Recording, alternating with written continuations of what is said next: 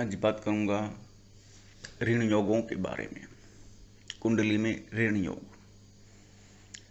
Loan लेने के या कर्जे के योग, और भले ये योग कितने मजबूत हों, लेकिन समाधान भी बतलाऊंगा और इनके समाधान से मनुष्य को काफ़ी हद तक जीवन में राहत भी मिलती है। आज इसी बारे में बात करूंगा। जीवन बहुत लंबा होता है और जो घर का मुखिया होता है वो किसी न किसी रूप में जीवन में कर्जे के जंजाल में फंस ही जाता है। लेकिन यदि इनकम मजबूत हो, सुदृढ़ हो, तो लोन भारी नहीं लगता, आसानी से उतार भी देता है और आसानी से उतर भी जाता है, बशर्ते हाथ अच्छा चलता रहे और व्यक्ति दृढ़ इच्छा शक्तिवान है और कैलकुलेटेड रिस्क लेना जानता है, उसकी फाइनेंशियल नॉलेज अच्छी है, तो वो अपने सिर पर से लोन को आसानी से उतारने में सक्षम होता है।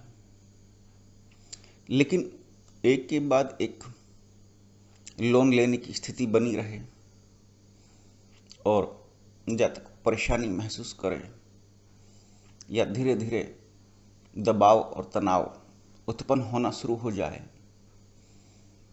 या एक कोई सा भी ऐसा ऋण जो कई साल तक और लंबे समय तक जीवन में चले, जो बड़ा परेशान करे, जिसकी वजह से शारीरिक मानसिक दबाव और बीमारियां और दरिद्रता उत्पन्न हो जाए, ऐसे ऋण योग बड़े परेशान करते हैं। अभी कुछ समय पहले ही एक डॉक्टर बनने के लिए एक जातक ने, एक लड़के ने लोन लिया हुआ था लगभग 50 लाख। वो उसको बर्दाश्त नहीं कर पाया, सहनशीलता छूट गई और उसने बीच पढ़ाई में ही सुसाइड कर लिया। न खुदा मिला न विशाल सनम। ना तो लोन वालों को ही कुछ फायदा हुआ जिन्होंने दिया था, ना उस जातक को फायदा हुआ जिसने लिया था, न वो पढ़ाई पूरी हो पाई और वो जीवन से भी हाथ धो बैठा। ऐसे लोन का भी भला क्या फायदा। तो जीवन में जब कभी बड़ा लोन लेना हो जो अपनी क्षमता से ऊपर है, जो अपनी हैसियत से ऊपर है, अर्थात यानी कि बहुत बड़ा डिसीजन है, ऐसे में निश्चित रूप से ही ज्योतिषीय परामर्श जरूर लेना चाहिए। कहीं ऐसा ना हो कि वो लोन जी का जंजाल बन जाए और एक समय ऐसा आए आप अपने हाथों से खुद का गला घोंट लें, अर्थात आत्महत्या की ओर प्रवृत्त हों। क्योंकि अखबार में, जीवन में देखने में ऐसा आता है। तो ऋण योगों की तरफ ध्यान जाना स्वाभाविक है। आखिर कुंडली में ऐसे क्या कारक होते हैं जो जातक लोन लेने के कुछ चक्रों में फंस जाता है और भंवर में जाकर के फंस करके डूब जाता है अथवा मृत्यु को प्राप्त होता है। सबसे पहली बात तो फाइनेंशियल नॉलेज की आती है। नंबर 2 पर आती है कुसंगति की। नंबर 3 पर आती है लाइफ स्टाइल की। हम जिस युग में जी रहे हैं, लोग उसमें फाइनेंशियल नॉलेज कम रखते हैं। जैसे आप हैं वैसा ही आप अपने चारों तरफ लोकल सर्कल देखते हैं और वैसे ही आप चलते हैं, तो स्वाभाविक है कि आपका डाउनफॉल होगा। क्योंकि जब तक आपकी साइकोलॉजी चेंज नहीं होगी, आपका उत्थान स्वाभाविक नहीं है। स्वाभाविक उत्थान के लिए तो कोई विशेष प्रकार की ऐसी संगति आपको चाहिए जो समय समय पर आपको पुश करे, उत्थान की तरफ। और उत्थान मनुष्य का नैतिक गुणों से होता है, जिससे कि सामाजिक, भौतिक और आध्यात्मिक उन्नति होती है। लेकिन ऐसी संगति देने वाले अब संसार में बहुत कम लोग हैं। यह पाने वाले बहुत कम लोग हैं जिनके अंदर ये इच्छा हो कि मैं अच्छी संगति को ग्रहण करूं। ज्योतिष का एक वचन है, जब जब भी संकट अथवा कष्ट आता है, सदाचारियों की, ब्राह्मणों की, देवताओं की तथा ब्रह्मचारियों की सेवा करें, उनका सानिध्य प्राप्त करें, तो कष्ट शांत होता है। अब ऐसे लोगों को पाना और ऐसे लोगों के लिए सुपात्र बनना कि वो सेवा आपकी ले सकें, अत्यंत कठिन कार्य है। तो ऐसे में भाग्य को बदलने के लिए किसी न किसी बल की तो जरूरत पड़ती ही है। तो वो बल तप से प्राप्त होता है। बहरहाल आज का विषय तप नहीं, ऋण योग है, जो कुंडली में बनते हैं।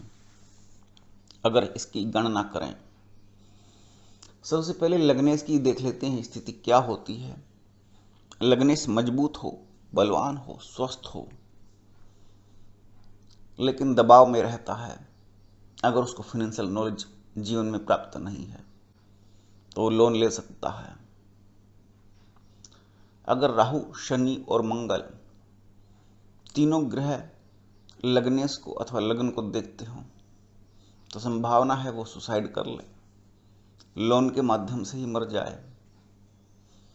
अगर लग्नेश कमजोर पड़ गया, राहु, शनि और मंगल बलशाली और बलवान हो गए, तो ये भी ऋण योग पैदा कर देते हैं, क्योंकि ये कुसंगति और कुबुद्धि उत्पन्न करने वाला योग है। अगर दैनिक जीवन की बात करें, जहां से आय और व्यय का देखा जाता है, तो 11वें और 12वें घर हैं। अगर आमदनी कम है अर्थात 11वां घर कमजोर है, जहां से जो भी नियमित आमदनी होती है, चाहे वो मंथली हो, वीकली हो या सालाना हो,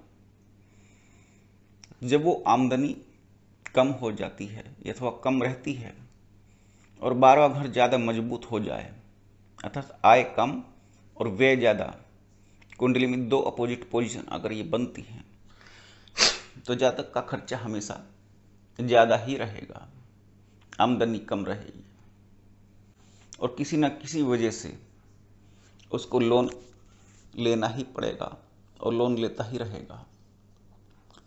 ऐसी विषम परिस्थितियां उसके साथ बनती रहेंगी। धन के मामले में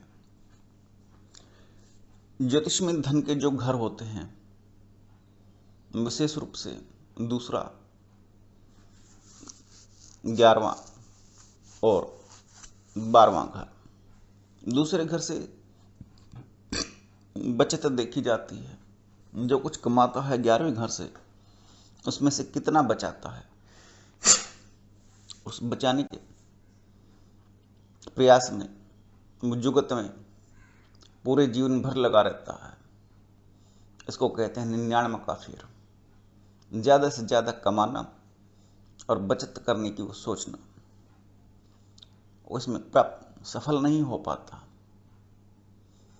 और 95% लोग तो उसी सर्किल पर दौड़ते हुए नजर आते हैं।